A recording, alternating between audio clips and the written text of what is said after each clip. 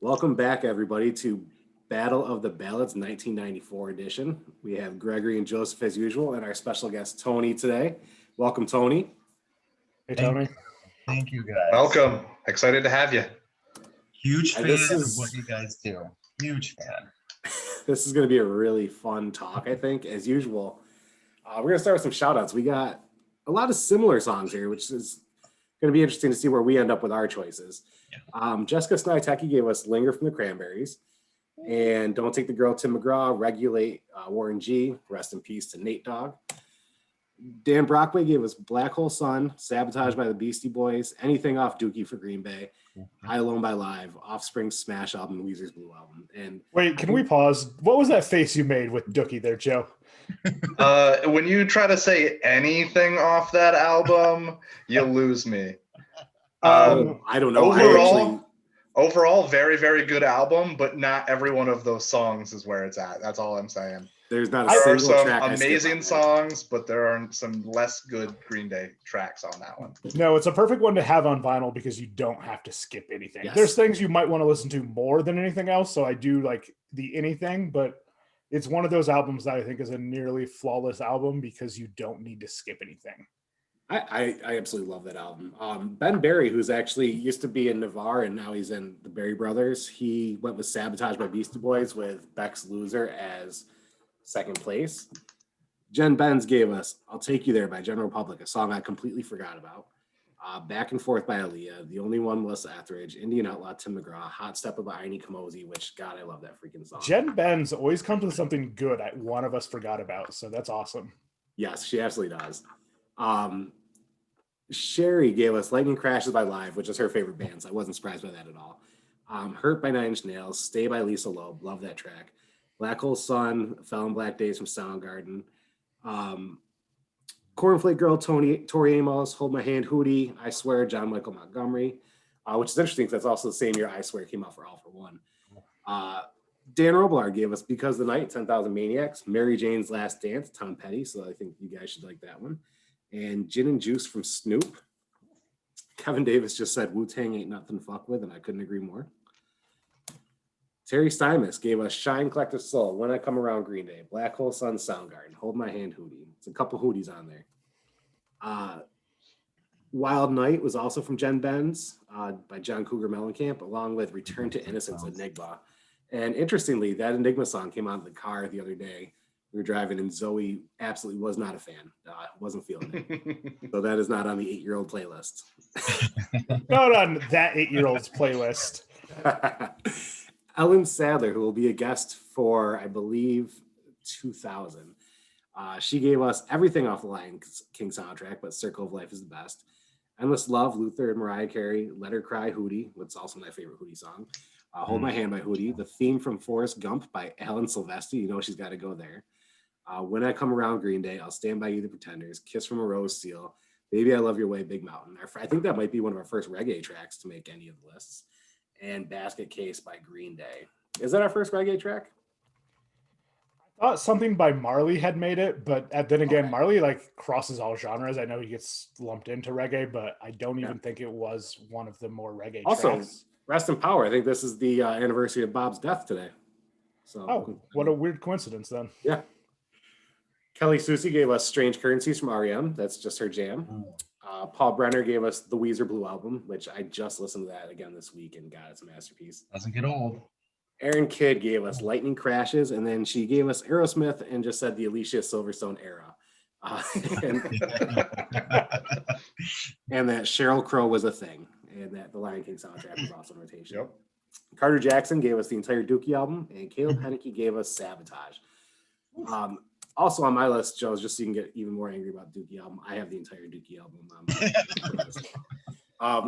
With that said, Gregory, you have some first albums for us, don't you? Yeah, and this isn't even, of course, as always, this isn't as close to the amount of debut albums that came out here, but the ones that struck me, either for their relevance as a whole or to me, and one of them just to some friends of mine, but Jimmy Eat World, their first POD. Neither of those are the best released from those. The Fugees, which was a low-key like banger, but not obviously their best there. Cake, Ben Harper, who's not a fan, or I'm not a fan of, but mine and Joe's father likes Ben Harper, and I have 100 friends that love them. Our Lady Peace, who is a favorite here. And I didn't pick one off that album because I couldn't pick one off that album. Brian Seltzer Orchestra, and that album is fun as far as the swing revivals go. Nas, and that album's amazing. The First Outcast, which good album. Weezer, which you can argue this first self-titled album of all their self-titled albums is the best. I feel like a lot of people go Pinkerton, but it's either this or Ratitude for me, depending on my mood. Warren G, Bone Thugs is first. Da Brat, who I loved Da Brat as a child. She's Obviously, so cool. We've mentioned Hootie and the Blowfish a lot. That's another nearly flawless album. The very first Elliott Smith, not my favorite Elliott Smith album, but I mean, all Elliott Smith albums are good. Coolio. Jamie Foxx's first album came out this early. I kind of forgot he was doing that early in his career. The first Oasis, the first Usher, the first Biggie, which was a huge one, first Craig Mack, the first Brandy, the first Korn, which might still be my favorite Korn album. Their best one, hands down. Yeah. Silver Jews, who I have a lot of friends who really love the Silver Jews. There's only a couple tracks of theirs that'll come up later that hit for me. Method Man's first solo, Keith Murray's first solo, and the first of the Mountain Goats, which not my favorite Mountain Goats, but it's I think 18 tracks on this, yet it's under an hour. Everything averages just about 2 minutes. I think the longest track is 2 minutes and 20 seconds. Everything's about 1:48 though, which is like, it's perfect. It's very lo-fi, which is a word I will be using a lot in the next couple of years with some of the albums coming out. But I love the Mountain Goats. So that that was the notable debut albums. There was a second album that was released I want to mention here, and it was by this Canadian hip-hop group, Main Source. But no one knows if the album actually ever hit record stores. Oh, it was their second album. It's listed as released, but no one's sure if the studio actually sent it anywhere. did they go digital and just sit on it like until digital was a thing? No, it's one of those things like they're not even sure. Right. And I only know Main Source. I know it was a really early jazzy hip hop as well, so it helped in that vein. If I remember, they sounded like de-influence a little bit, right? Yeah, definitely. And this first album is fantastic, but I guess they had issues with the studio, and then one of the guys left, and so it was like released but not released kind of thing. So when I stumbled upon that, I'm like, I didn't realize they had a second album, and that's because it doesn't really exist anywhere. But yeah, I love how eclectic that list was, because this is really when music just every genre is taking off and just hitting the ground running. I love it. Yeah. Oh, I did forget one because I skipped it in my list because I did want to touch upon it. But this is the debut album from the phenomenal Katie Seagal, and I know not everyone realizes she does music. Yep. But if you're a Sons of Anarchy fan, a lot of the poignant moments in that series are Katie's songs, since her husband obviously was the creator and she was a driving force in the series. And I mean, kudos to her, because her voice is phenomenal. And if you look at the list of instruments on this, it's just a bunch of classic with some funky out instruments too. She has writing credit on I think everything but one song on the album too. So she does it all. She is a queen in every sense of the word. I love Katie Seagal. So I love the list, Greg. I also feel like an asshole because I forgot to say Gina Willis's songs that she gave us. And that was All for When I Swear, Boys to Men Will Make Love to You, Mariah Carey, Hero, Tony Braxton, Breathe Again, and Elton John, Can You Feel the Love Tonight? Gina, when you watch this, I apologize. I will just think of it as I saved the best for last. How about that? Didn't forget. Greg, that list you put together, man, that was what a year of firsts. And it's funny you say, not your favorite album, but it's still what got us there to listen to these artists to begin with. Yeah. Like, I mean, Our Lady Peace, Navid, at the time, that was probably my favorite album that was out, but now it's not even in my top 5 Our Lady Peace albums, so it's, and I can't wait till we do a whole Our Lady Peace episode, but Tony, we are so happy to have you. And before we dive into our lists and all the craziness and Joe and Greg asking me to leave because of my terrible opinions, I'm excited to have you here, but I'm also excited for you to talk about a cause that you're working on that's very dear to your heart and the hearts of many. And you've just been putting together this great thing. And I want to give you a moment to talk about that.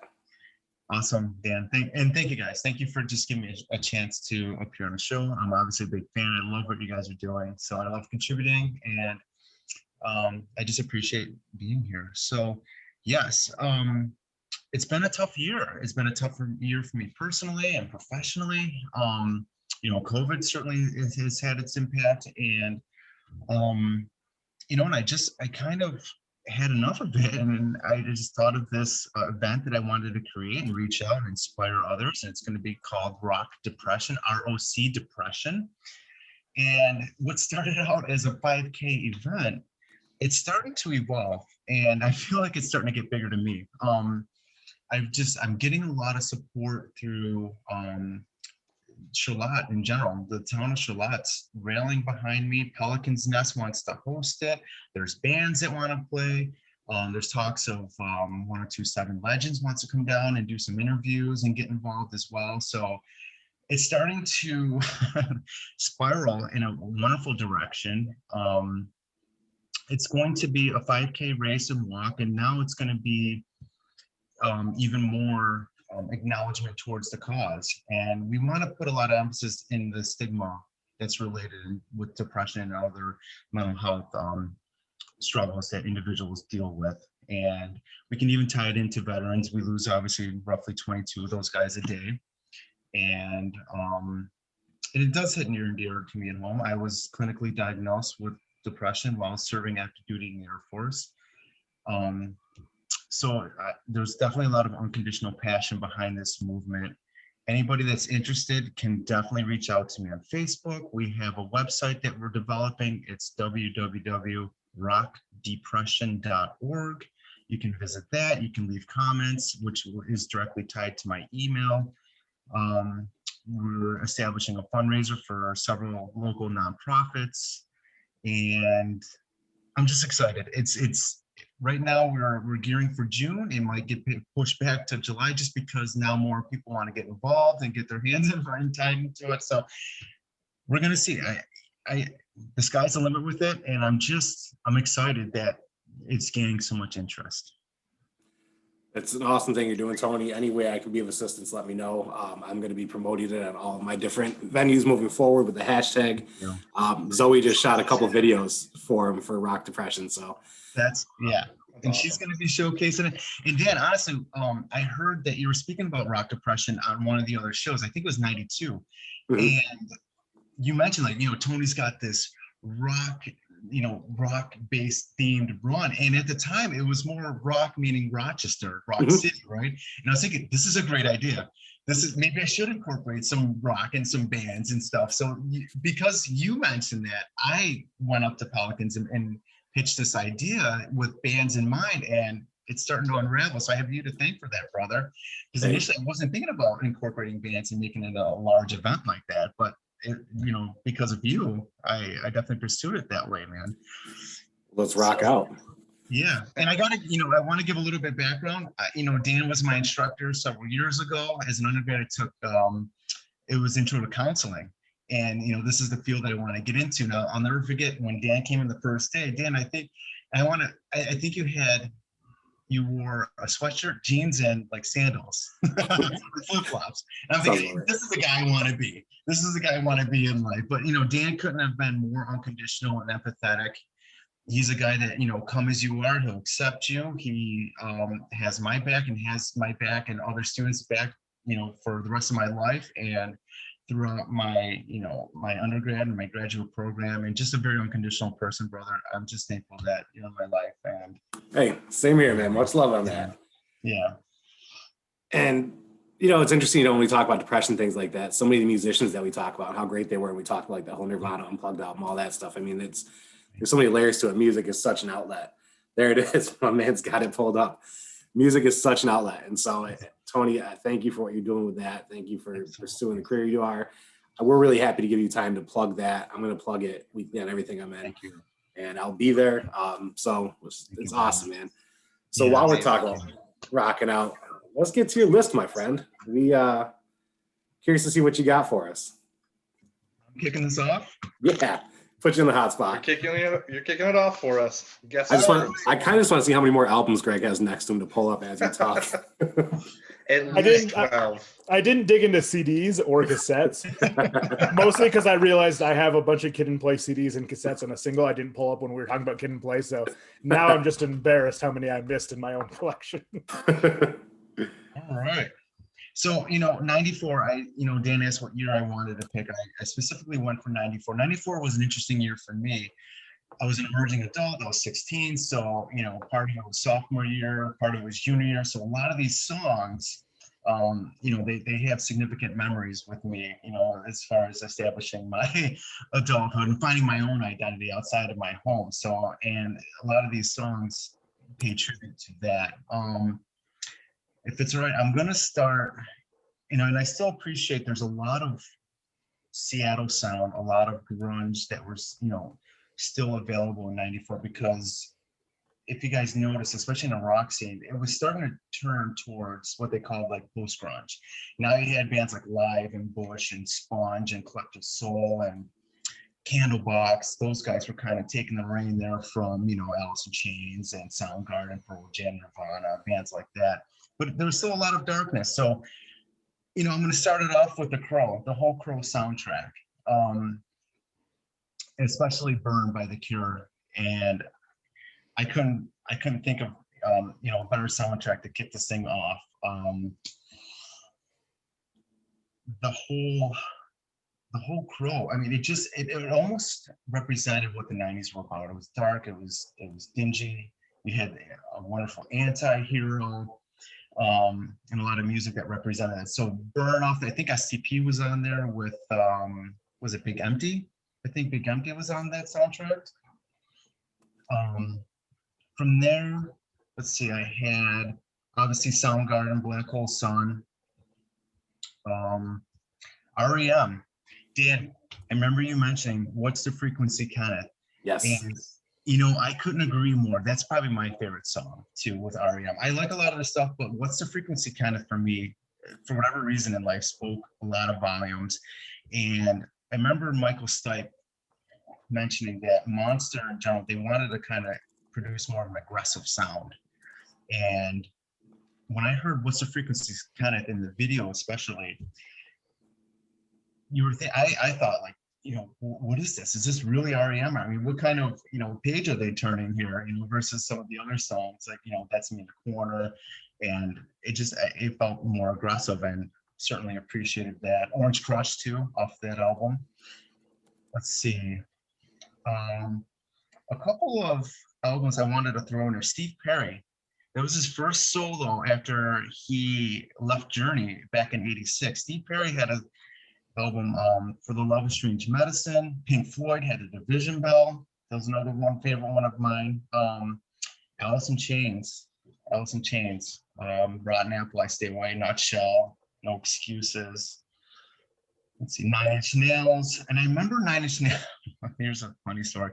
Nine Inch Nails, I remember playing Closer in my room. I remember my mom coming in because I was blasting it. And if you guys remember the lyrics to Closer, we don't have to get into it. She comes in and she goes, "What are you listening to? Are you okay? Do you need any kind of help?"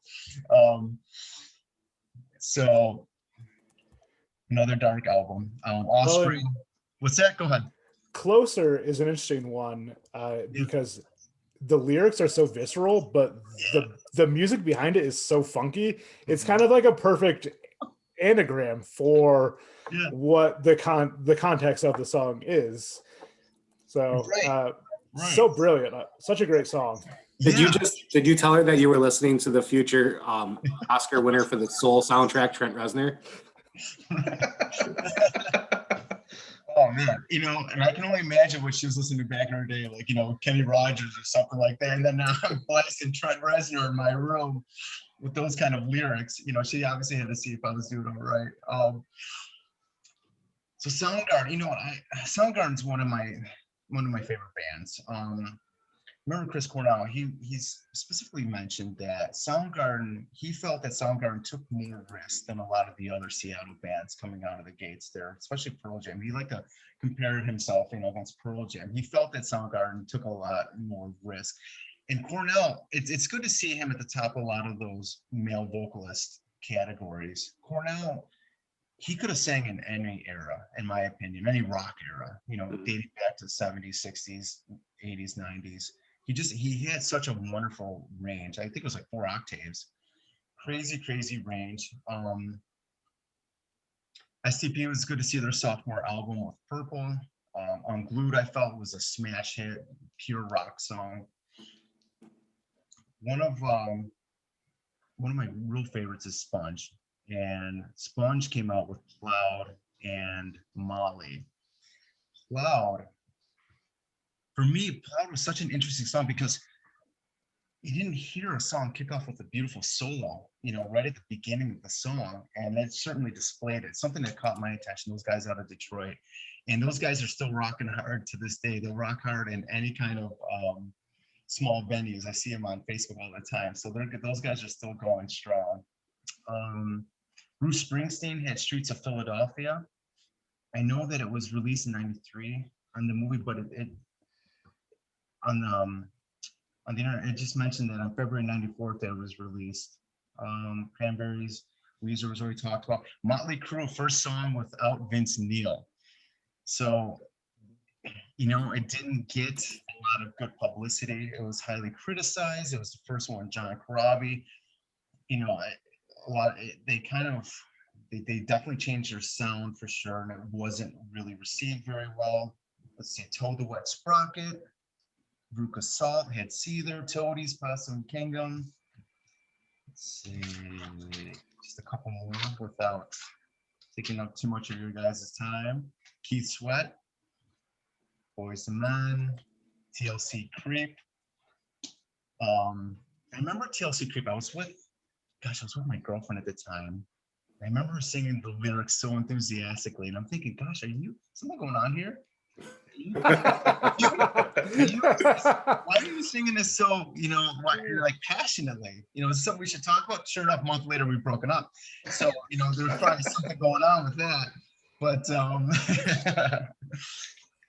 I Swear was a monster hit. It was obviously one that I shared with another girlfriend of mine. It was definitely the one that got away. So I always remember that song. Did I leave anything out? I don't think so. So that's kind of my short list. It could have been 500 more songs. It was good to see that there was still a lot of Seattle songs influence in there with Alice in Chains and Soundgarden. And the turn of new rock with like Bush live and Sponge and bands like that. Glycerine to this day off of 16 Stone. I mean, I don't know if you can find another timeless hit like that. I don't know if it certainly ages. That's a song I still blast to this day. Beautiful. And I saw them live a couple years ago, and when Gavin performed that, just the rest of the band just disappeared. It was just Gavin on the stage playing that song, and I went back to being my acne covered 12-year-old self, just all in my feels for a song that I truly didn't quite grasp at the time. Right. And, Bush got a lot of crap coming out of the gates. They claimed Gavin couldn't sing, didn't have range, the lyrics were garbage, it didn't seem like it was mixed very well. I love 16 Stone. I would put that up, against a lot of albums that came out in the 90s. There's a lot from top to bottom that certainly, are all timeless as far as Machine Head. What else we got? We got Glycerine. It had Come Down, had Little Things, and Alien. I think Monkey was on it. Yeah, it's just wouldn't know. Yeah. So, and it was good for me. I finally was able to find my identity in rock music because I grew up in a family that was so strict about classic rock, and it didn't allow any envelopes to be pushed like this new rock. So I remember I got a stereo for my birthday, and then I discovered these guys on, if you guys remember the Nerve. Oh yeah. You got to pay some love to the Nerve. 95.1, 95.5, baby. It was just good hearing these bands and finding my own identity with that. So So when you had the tough task of picking your song of the year, what did you end up with? So if I had to pick a song of the year, and it's strictly just my opinion, it's strictly one that just mattered to me, the one that kind of caught me right in stride in life, it definitely was Cloud. It definitely was Cloud. For whatever reason, it spoke to me. It had a lot of aggressive guitar at the beginning of it. I liked Vinny's voice. I loved the video. Um, it just, it was my identifying moment. So I mean, it's not going to be on a lot of people's lists. It's on mine. It's one that resonated with me. I love Cloud, and that's going to be my song. I love it. I love that track. I think it's on every party playlist I have. Yeah, and just a little kind of gee whiz knowledge with Cloud. Goo Goo Dolls actually covered it on Howard Stern show. It was a really good cover. So if you guys ever want to take a listen to that. Oh, nice. Yeah, actually, that Riding Pinata album was just solid start to finish. But that Cloud song is incredible. Absolutely. So we're kicking off 94 with Sponge Cloud. Nice pick, Tony. And now we're going to dive into Joseph. Okay, And cool. see what kind of magic he has for us. Don't know how much magic there is, but Always Erasure was this year. I, of course, was introduced to that from Adult Swim on their Unicorn game, which is amazing. I Alone is my live choice off that album. Sophie B. Hawkins hasn't come up yet. As I Lay Me Down was this year. That's my favorite Sophie B. Hawkins of all of them. Basket Case would be my pick off the Green Day album, of course. The STP album, mine's going to be Big Empty. Black Hole Sun, Soundgarden. Again, picking one off the Weezer, it's Buddy Holly. I think that might be my favorite of all Weezer tracks. My choice from The Lion King would be Can You Feel the Love Tonight? That is my favorite one off it. Here's an opinion most people don't hold. Hurt, Nine Inch Nails. I actually think this is the best version of Hurt. I know a lot of people disagree and say Johnny Cash, it is a Johnny Cash song. I got a chance to see them perform it live. They waited and did it as an encore. Nice. And of all of the like live music experiences I've ever had, that would be the only one I think I could describe as being like a religious experience. It was just next level. Come Down, Bush. This one's for Amanda, Ants Marching, DMB, although I don't think she would pick that as her favorite off that album. I'm going to cross it off my list now. Bare Naked Ladies, this is the one I will cheat on. I could not pick between Jane and Alternative Girlfriend. I love them both. I Swear, All for One, absolutely love it. This was the year Boyz II Men released their cover of Yesterday, which is just a ridiculous song. It's so good. It's so beautiful. Their voices maybe unmatchable. Time, Hootie and the Blowfish. Cracked Rear View is just an amazing album from beginning to end, but Time is my favorite from it. Kiss from a Rose, Seal. That was this year, and I always forget it, and it's so good every time it comes up. Beck Loser, Toadies, Possum Kingdom, one a lot of people don't know about, but it's a lot of fun. Sabotage is my Beastie Boys pick. Cotton Eye Joe, the Rednecks released their album this year. Yeah, Cotton Eye Joe, it's so good. Small band out of California, not a lot of people know. Unwritten Law released an album this year. My favorite off that is Shallow. Doll Parts, Hole was released this year. Tim McGraw, Don't Take the Girl. Yep. And then the two it came down to, I think, for my favorites, the runner-up was Zombie, the Cranberries. So very, very close. But my choice for 1994 is All I Want for Christmas Is You, Mariah Carey. You cannot go a single Christmas season without hearing that song 80,000 times. It's one of the few Christmas songs that's okay. I personally don't like Christmas music in general, but this song isn't. And it defined Christmas albums, really, for me. And it's probably the most impactful, culturally speaking, from 1994, I think, since we're not including the Nirvana Unplugged album. My man went there. He went there. I left that album alone completely, but I knew it was going to get brought up because, I mean, it is the Christmas album. It was recently re-released on vinyl, I think 2 years ago, too, for Christmas season. I think it was a Target exclusive, which means that was one of the songs we heard way too many times, along with Lady Gaga's Christmas Tree, which is not store appropriate, but was fun anyway. 2 surprise picks.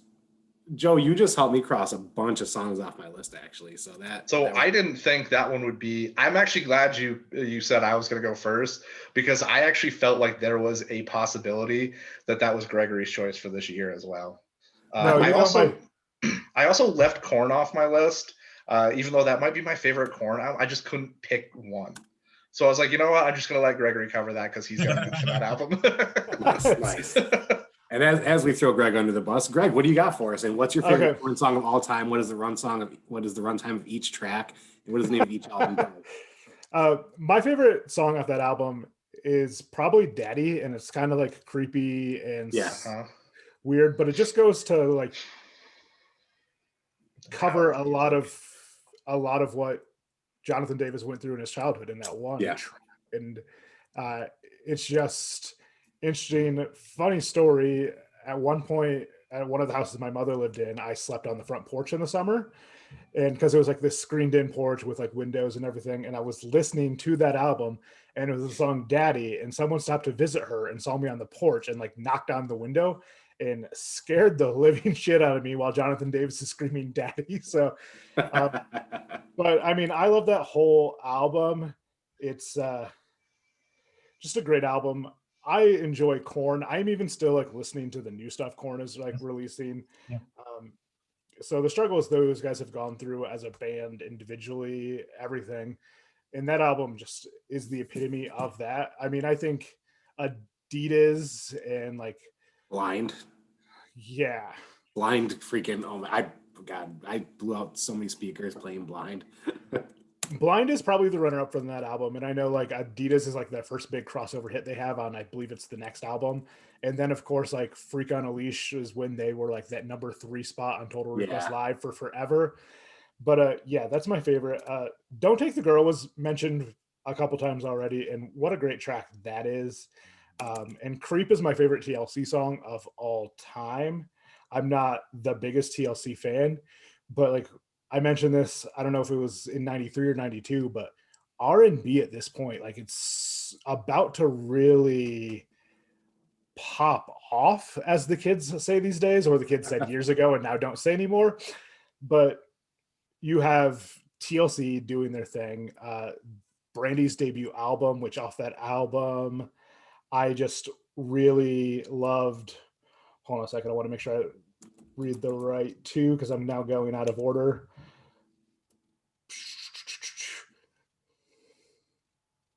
All right, I'll just get to it when I get it. But like that was a great album from Brandy. I mean, the All for One track was killer.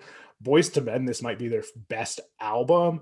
So you just have so much great hip hop. This is early Aaliyah, and we don't even come to Maya, whose career should have been better than it was because her voice is just so stellar.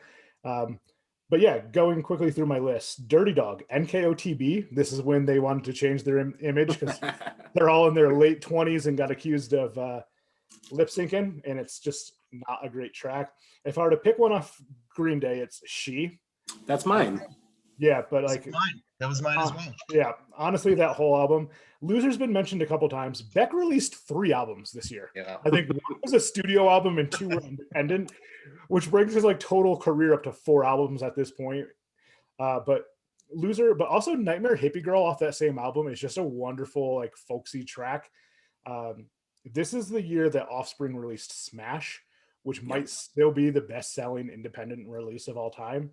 But Gotta Get Away and Come Out and Play, which Come Out and Play was re-released years later as Come Out and Play parentheses Keep Them Separated. Yep. Calls them Keep Them Separated. So honestly, like smart move. All for One, not only I swear, but she's got skills I love off that album. Nas's New York State of Mind, Life's a Bitch. Outkast, Funky Ride is just a great track. And Hootie Hoo, I mean, it's still so relevant today. And the fact that, I mean, Seth Rogen with Neighbors, like Hootie Hoo was the call the frat guys were using, because it should be. Kiss from a Rose was already mentioned. What is just a brilliant song. Sabotage has been mentioned, and that is probably the best song off that album. But Get It Together with Q-Tip, and I just love Q-Tip. And like Do It with Biz Markie is like the perfect guest spot for Biz Markie. Regulate Warren G has been mentioned, and it's just, that's an all-time great song and could be argued for that number one spot.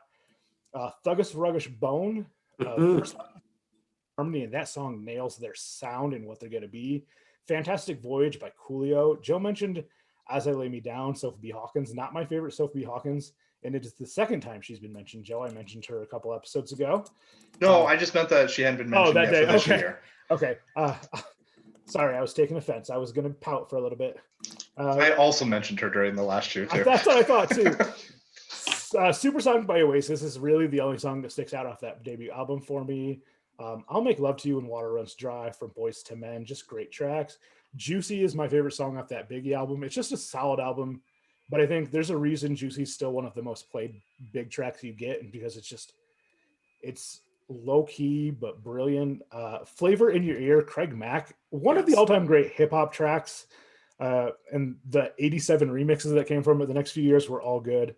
The Brandy songs were Baby and I Want to Be Down were both great. What's the Frequency, Kenneth, and Strange Currencies, Orange Crush were all mentioned. Those like might be 3 of the top 5 REM songs.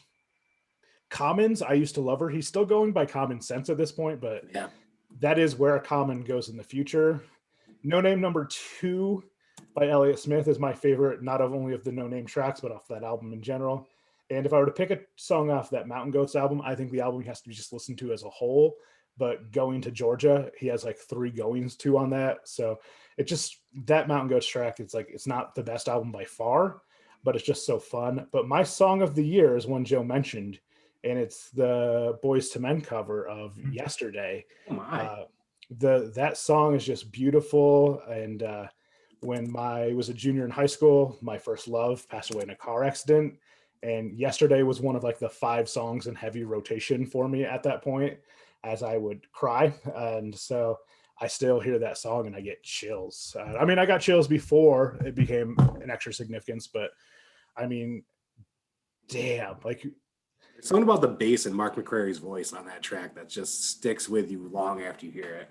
Yeah, I always think back when I listen to the Boyz II Men, and I think back to their track Motown Philly, and it's so true. They reinvented, like, they didn't just do modern R&B, they reinvented the Motown sound for themselves, and it is brilliant. I like doo-wop when I hear it only because of how much I like Boyz II Men, and I'm like, oh yeah, that was the transition to these beautiful harmonies these guys can go, and to do it on that track, which there are some people that I love Beatles covers, Fiona Apple, Rufus Wainwright, Elliott Smith, who I've already talked about a lot already in the show, but he does so many great Beatles covers, but I think that is my favorite of all time Beatles covers. So it definitely gets Song of the Year for me for 1994. That was on my short list of things I thought you would pick. Yeah, I didn't think I was going to surprise you with this. This is all music you've heard me listen to a lot. So I totally respect that track. I'm very pleasantly surprised by all 3 of these picks so far. And I've been able to cross quite a few off of my list that I had. Looking back on situations with Aaliyah, it's kind of creepy that Age Ain't Nothing But a Number was her debut album name, knowing what we know about her and R. Kelly. But At Your Best, You Are Love, I'm Down off of that album were great. Crystal Waters, 100% Pure Love. Bon Jovi, Always. I think that's one of maybe 3 Bon Jovi songs I can actually sit through. Big Papa from Biggie. Boom, Boom, Boom from the Out Here Brothers. That was on all the rock and jock stuff. Marilyn Manson had Portrait of an American Family. That album came out. I liked it so much at the time, and now I go back to listen to it. It's not for me. I completely ignored that album. Didn't even look what was on it because Marilyn Manson's a piece of shit. So he is, but he had so many songs I listened to in so many of my formative years that really influenced a lot of my other musical taste. And Gregory and I were talking about that earlier too, because I left Blues Traveler off my list because he's also a piece of shit. And so it's kind of like, what sucks is I was even talking, the more and more I try to ignore it, the more Hook gets stuck in my head. See, and Hook it's is the on my list worst right now thing in the because world. I'm kind of at the point where who isn't a piece of shit if you look long enough. We had Carousel from Blink 182 off the Cheshire Cat album. Off the Crazy Sexy Cool album, my favorite track of theirs is Digging on You. I absolutely love that song. We got Ecstasy from Rusted Root, and if you're from the Rochester area, you get about 30 Rusted Root shows a year. So it just kind of grew up ingrained in me. We've touched on Soundgarden. We have Girls and Boys from Blur, which is my favorite song of theirs. The whole Nas-O-Matic album just blew hip hop up, if you ask me. I Stay Away from Alice in Chains. I'll Remember and Take a Bow from Madonna. Can't Sleep on Evita. What a movie, man. I left Take a Bow off my short list, and I'm not really sure why, because it's such a brilliant song. It is, and it's one I actually forgot about. It's never made it on my playlist, but it's one where every time I hear it, I enjoy it. I'll Stand By You by the Pretenders, Independence Day, Martina McBride, Meet the Flintstones by the B-52s. We got to give them. I almost put that on mine too. Now and Forever by Richard Marx, which I thought was released 20 years before this year. I'm going to show some love because it's here. Off the Boys to Men 2 album, Thank You is actually my favorite track. I absolutely love that song. I mean, not the whole album isn't great, start to finish. I could list the whole thing. Off Possum Kingdom from the Toadies, I have Tyler, just such a great song. Red Right Hand from Nick Cave and the Bad Seeds. I'll skip Blues Traveler for you guys. I Saw Red from Sublime. Greg, you mentioned the Smash album from Offspring. Bad Habits is such a freaking, that's my favorite song off of there, and actually my favorite Offspring song of all time. I gotta mention. Glad you guys both mentioned them because I left them off my thing specifically because I was like, I need to make some cuts. Bad Habit almost. So I was like, Bad Habit almost had my song of the year. It's interesting with Offspring because I forget how good that album is, and then like with Pretty Fight for a White Guy and Get a Job and how much radio play those got. It got to the point where for years of my life I didn't like Offspring, but then I revisited. Even those songs are great fucking songs when you aren't sick of them. And so I'm glad I've gotten to the point in my life where I can appreciate songs that even were jammed down my throat to a point where I hated. So I was kind of the guy who I always dabbled in pop music, but I was always had my finger on the pulse for like different music. I was always reading like Spin Magazine, all that stuff. So like when these albums were coming out, that's what I was listening to when everybody else was listening to the popular stuff. So when those bands started to become popular that I liked, especially like when Korn became popular, I'm like, what is this blasphemy? Why are you guys liking what I'm liking now? Stop listening to this everywhere. Like on the basketball bus, they're listening to Freak on a Leash. I'm like, no, Korn is mine. And the same was for like Offspring when that happened. Because I'm sitting there like rocking Nitro Youth Energy. And then they're all like, why don't you get a job? I'm like, God damn it. Can I have I miss Spin because they would have near the front of each issue, they would have like artists to look out for. And it was like 3 lesser known artists and a small blurb. So like, it just was always good. And the Spin, like all the editors of these magazines are into better music than they put, which is why like the Rolling Stones year ends list their editors put out only on the website, never the magazine, were always brilliant. And just all the artists. And I'm kind of glad that that's the only plus to the death of like magazine publications is now they just put this on the website. Like everyone at Spin on the website, everyone at Rolling Stone can tell you how much they love the latest Carly Rae Jepsen album because they're not trying to sell subscriptions anymore. No, it's a fact. I also had Heard Off Downward Spiral. From All for One, So Much in Love was my favorite track of that album to come out. I actually, I think I broke that cassette tape. I listened to it so much, but that was such a great album. But So Much in Love would be mine off of there. We talked about STP. Jewel, Who Will Save Your Soul? Not a song I like, but I think that it's kind of important because that's where the folk rock started to come in a little bit, and we started to get more of that. And I think that's kind of what it helped also, like Sarah McLachlan break on the scene, that kind of stuff. So I think a lot of artists, she was in talks with Grammys and stuff that year. So I think a lot of artists were able to use her success to propel themselves. I guess I missed that album came out in '94 because that's a great album in general. So I love Jewel. I was literally about to say something similar because, and we've talked about this before, is how hard it is to track down when things were released because different sites will have singles listed or albums listed. And I must have missed that because honestly, Jewel is one of the best live shows I've ever seen. that album is just phenomenal. That may have been in contention for song, like Jewel might have been in contention for song of the year if I had just realized that came out that year. It's also important to realize she released the album independently, and so it probably was re-released later on so that companies can make money. Well, when it's re-released, it'll be on mine and Joe's list for sure. that was a Dilcock sibling favorite in the car with our mother singing Jewel. It's a great track. You Don't Know How It Feels When You Wreck Me from Tom Petty, which I told you I can't listen to Tom Petty anymore. And You Gotta Be by Desiree, which I don't think you could go to any store or mall without hearing that song that year. And it's still one of those songs where, like, when I hear those first few notes come on, if I'm listening to like a soft rock station, like in a doctor's office, I'm like, oh, I know what song this is. And so that ends my short list. And then I get to my shorter list of my top 3 for the year. I had Starseed by Our Lady Peace. And I love that they close with that song in almost every concert. Hallelujah by Jeff Buckley, which if you've seen the Scrubs episode where they play the song and you didn't cry, you're not a human. It's absolutely beautiful and unbelievable. And then I get to my favorite song of the year, which I think changed hip hop and ushered in the puffy suit era. I got to go with Biggie, Juicy. In terms of relevance, it put Diddy on the map. Well, Puff Daddy at the time and whatever other name you want to go by after that. But it really did change hip hop because it gave us hooks. It gave us beats with talking about random shit. It gave us purposeless hip hop in some ways. And despite all the beefs that were going on at the time, it was fun. He wasn't really about changing much, to be honest. And this track alone, there's a reason why it's still relevant today. Every word of it, there's a reason why it's still talked about so widely today, why it's still hailed as such an incredible track. And in a time of the grunge, the folk, the pop, all that stuff, Biggie still emerged as just this huge force at the time for his short-lived career, I guess you can say. So I got to go Juicy, Biggie. Well, and I know Diddy gets a lot of crap for like riding on the coattails of Big, but Big is a street rapper and never more than a street rapper. If Diddy doesn't convince him to rap over these pop hooks and everything. Oh yeah, and I think it's the same thing with Dre and Tupac. If Dre's not having his team of producers produce these great beats that are just radio friendly for Tupac, he never gets out of your inner city like radio stations.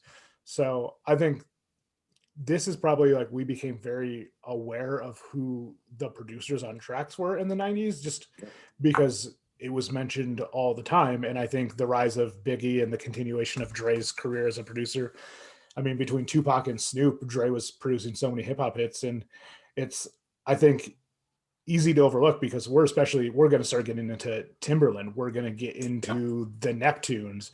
So we have so many great hip hop producers that are starting to come out and just be household names. And I think all of them get that same rap, like that they weren't, whereas you have Missy on the opposite end was producing more than she was rapping, and she was quiet about what she was producing, and then Timberland's producing the stuff she's rapping on. So like, you mentioned the Neptunes. Can I just point out, how we talked about Rump Shaker, was it 1 or 2 years ago? Pharrell produced that song, and in my head, Pharrell was like 9 years old at that time, but he just doesn't age.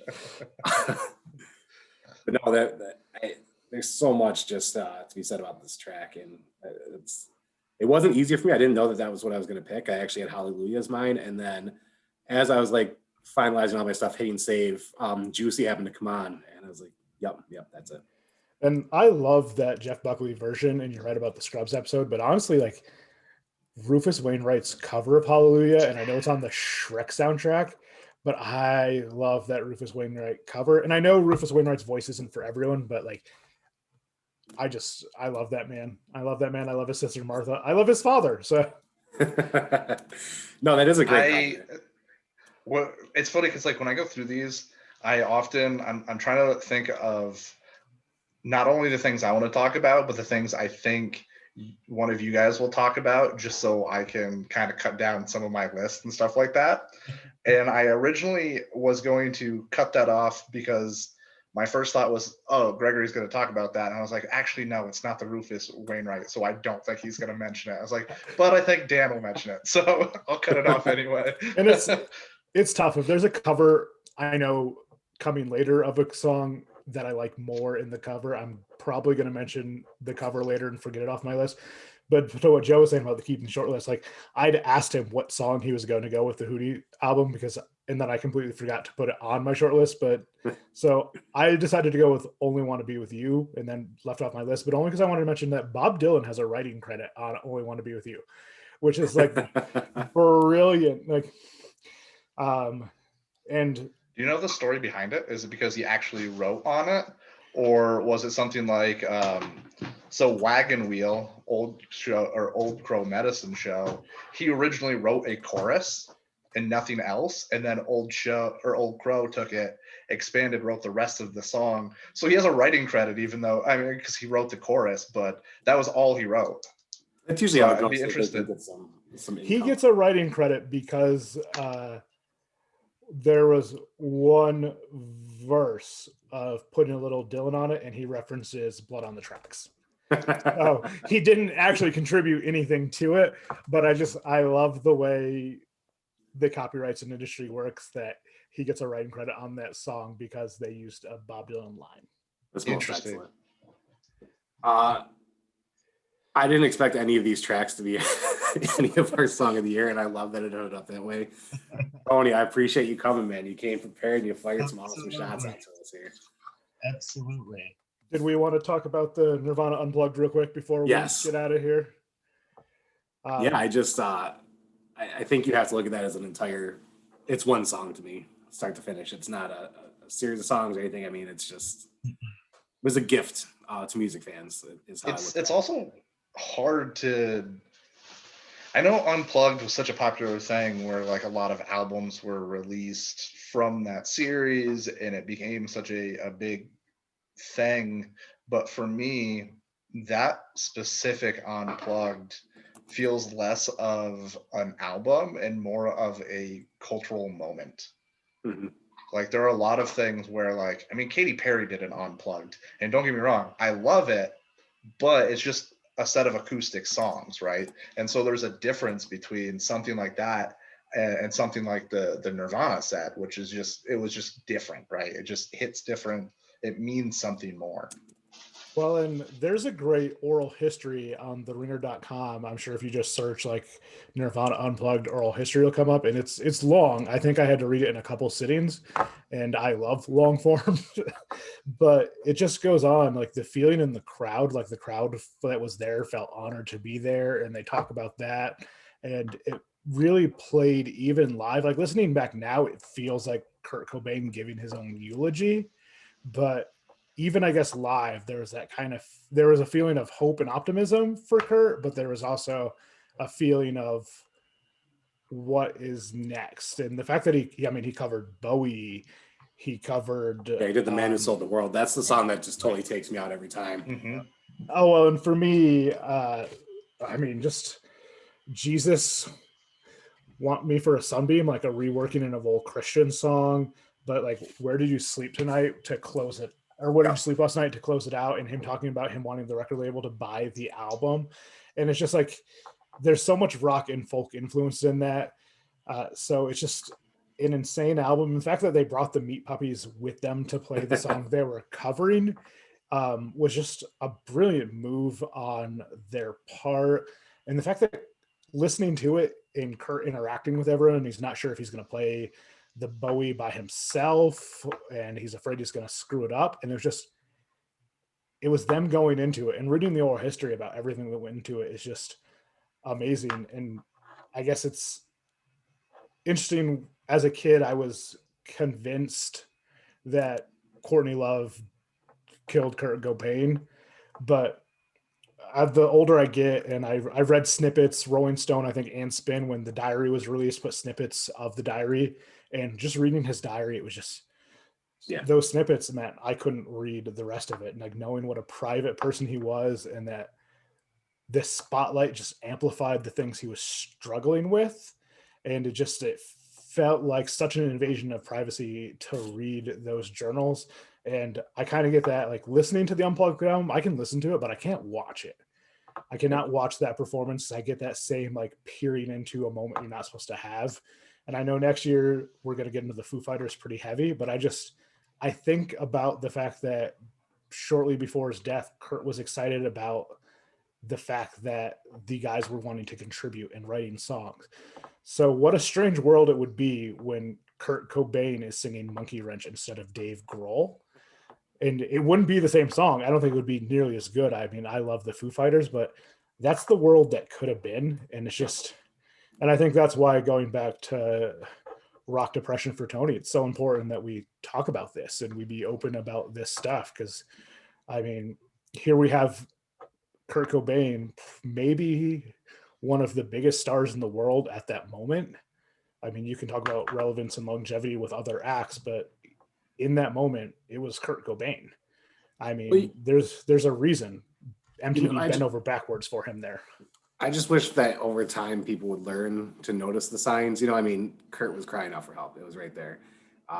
Chris Cornell crying out for help. Like, we listen to all these words, we're like, wow, they're so troubled and they're getting it all out in their songs. No, they're asking for fucking help and they're just getting rich off of it in a lot of ways, I mean, one of the more recent ones, Juice WRLD, if you listen to everything he put out, yeah, work of art, but the dude was crying out for help and everybody was just throwing money at him like, hey, let's do some Zans. So I just think it's one of those things where respecting the music, respecting the artistry, recognizing the therapeutic elements are all important, but there's got to be somebody in those circles getting these people help. And if that wasn't a wake-up call to people, especially in that circle of the grunge community there, to start checking on your friends and shit, and it clearly wasn't. Look at all the people we lost, from Alice in Chains, Soundgarden, I mean, it's Right. the whole circle.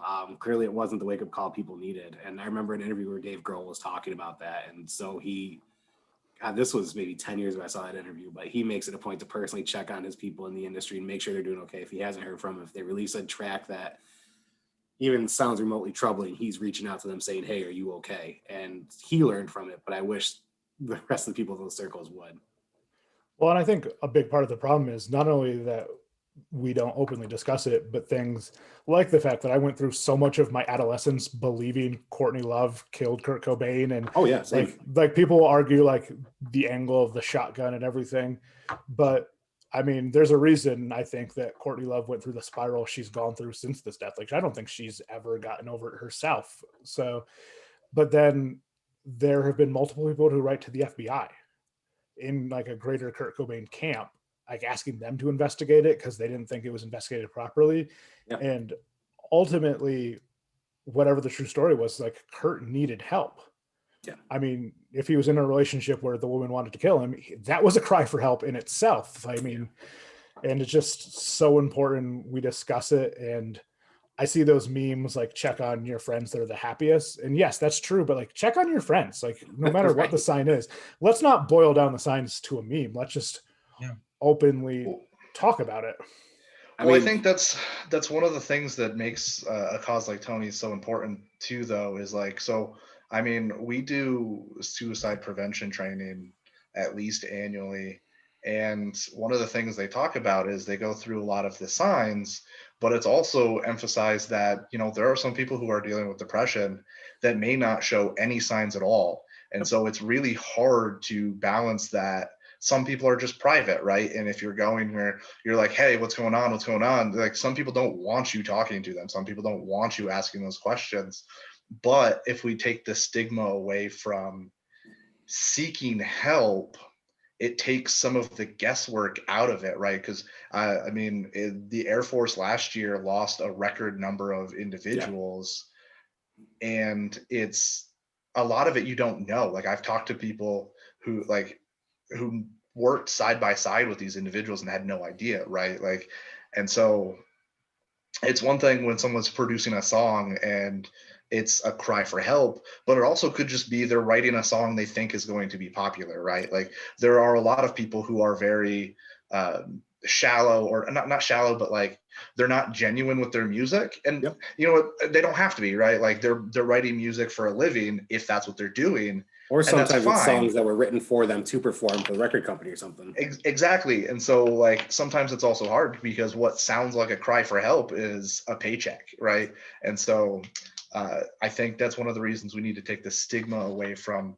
seeking help, because you can't always rely on somebody else to see the signs that are either not there or they're seeing signs that don't mean anything as well. Well, people often see me as a happy-go-lucky guy or somebody who's always positive, doing things like that. At least that's what people tell me. But I've battled bouts of depression my entire life. I've tried to kill myself multiple times in my life, and that's stuff that I've, kept internal. Like I've never been something I've been ashamed of or hidden, but it's not something like I'm wearing a t-shirt saying, "Oh, look at me." But most people, when I share that, like in passing, or, like when I'm talking to the student or, client, something like that, they're shocked by that. So, you never know what's happening for somebody. So that's why it's important when somebody does put that out there in whatever form, whether it be a song or a meme or a hint, or they attend an event like what Tony's doing, pounce on that and be like, are you okay? I have a lot of friends who struggle with stuff and they're not outward about it. And sometimes they get quieter. Sometimes they get overzealous with their happiness. And I know something's up. And that's when I say, cut the bullshit, what's going on. And I think it's just important, that stigma is ridiculous. It's awful. It's absurd. Tony, your event man, let's give it another plug. Yeah, let's give it another plug. You guys are hitting it on the head. Let's listen a little bit more. Let's be empathetic. Let's get after this stigma. When I was active duty, we were taught not to ask for help, and I think that's a problem too, especially as men. We're supposed to, take charge, lead the way, know the answers, right? So it's tough for us to understand that. We do have. I specifically, have these issues, and it's an everyday issue. A supervisor once told me, he goes, Tone, you shouldn't be so self-conscious about addressing your mental health. Think of it as if you broke your arm, you're trying to rehab your arm. You're trying to rehab your brain back to, what was once normal, or, a better condition than you are currently. And it spoke volumes versus me having that stigma, like, geez, something's wrong with me. I'm embarrassed. I'm ashamed, the stigma. But, I think there's a lot of ground. There's a lot of agencies out there like NAMI and Recovery, just to name a couple, that are out there advocating for those who struggle with mental health. So again, it's Rock Depression. It's a 5K walk, run. It's an anything event. It's for anybody to come out and just share the story, to feel embraced, to feel that they're not alone, to just be able to share a story and have a platform for once and feel encouraged. The website's www.rockdepression.org. Hit me up on Facebook, however you're feeling, please. And I can't wait to get out there and inspire. Really, I can't. This event really speaks a lot. Dan, thanks for the plug. Thanks, guys, for having me on the show, and carrying on for to get this out there. Really, thank you, guys. It was a blast. Thank you for contributing every week. Oh, absolutely. And I know you guys once in a while do this. I didn't know if you're going to do it tonight. Are you going to give like a brief glimpse into 95? Or are we not going to do that? Because I did have a couple, but I can just leave that for comments later on. I haven't ventured down that road quite yet. Yeah, we do like one a year, but Tony, hit us up. Like, give us your brief. Like, tease the folks with 95 for us. I got two. I had four, but I'm gonna kind of narrow it down to two. One, if you guys don't mind, it's Mad Season. It's River Deceit. That song, for those who are a little bit unfamiliar, it's a super group. Lane Staley, Mike McCready out of Pearl Jam. Beautiful, hollow, like vulnerable. You can hear it right in Lane's lyrics, and his voice is very stripped down. Jerry Cantrell was upset that Lane moved on, with Mike McCready, and created a beautiful song. He said he felt like that Lane was cheating on him in an interview. I thought that was really funny. Beautiful song. And Van Halen. I'm gonna go with "Don't Tell Me What Love Can Do." Sammy Hagar. This was his last album with Van Halen.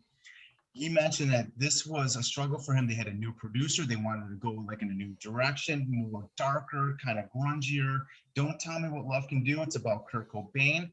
Sammy originally wanted the lyrics to say, "Tell me what love can do," or I think, or he wanted to say, I think, tell me what love can do versus "Don't tell me what love can do," because Sammy's a little bit more positive, spiritual. You think of dreams, you think of why can't this be love right now, things like that. Very inspirational songs. But Van Halen went down a darker road, and it's a darker song. And those are my two. If I had to pick one, River Deceit, by far, Mad Season, hands down my song of the year. Excellent. Joe, I'm going to steal your plug that you usually have. Everybody, check out my YouTube channel as you watch this, and then go to amandairwin.com and have her do some amazing work for you. She's real talented, and lately she's getting into just prints. She's been working on a couple this week that are amazing. There's one with a little puppy dog, and it's cute as hell. So go check it out. Get some new wall art, some desk art.